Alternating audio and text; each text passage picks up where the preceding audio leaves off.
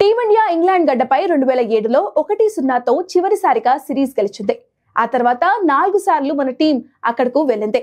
2011లో చిత్తుగా ఓడిన జట్టు 2014, 2018లోనూ సిరీస్ కోల్పోయింది. 2021 సిరీస్ ను మాత్రం సమంగా ముగించింది. కాబట్టి ఈసారి మన జట్టు ఇంగ్లాండ్ బయలుదేరినప్పుడు కూడా ఎన్నో సందేహాలు ఉన్నాయి. ముఖ్యంగా కోహ్లీ, రోహిత్, అశ్విన్ రిటైర్ అయిన తర్వాత ఆడుతున్న తొలి టెస్ట్ సిరీస్ కావడంతో పాటు ఎక్కువ మందికి అనుభవం పెద్దగా లేకపోవడంతో కూడా అంచనాలు తక్కువగా ఉన్నాయి.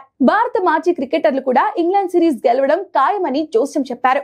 భారత్ కొంతవరకు పోరాడుతుందని, సిరీస్ తుది ఫలితంలో మాత్రం మార్పు ఉండదని వారంతా వ్యాఖ్యానించారు. కానీ టీమిండియా తమ అసాధారణ ఆటతో అందరి నోళ్లు మూయించింది.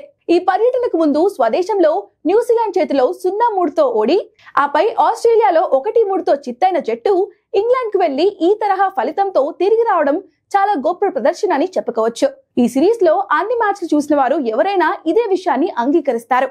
5 టెస్టులను సెషన్ల రూపంలో చూస్తే మన జట్టు ఆధిక్యం కనబర్చిన తీరు, ఆటలో వెనుకబడిన ప్రతిసారి కోలుకున్న విధానంతో ఈ డ్రాను కూడా గెలుపుగా భావిస్తున్నారు విశ్లేషకులు. ఈ టెస్ట్ సిరీస్ ప్రధానంగా కెప్టెన్ గా గిల్, కోచ్ గంభీర్లకు వ్యక్తిగతంగా ఎంతో కీలకమైంది.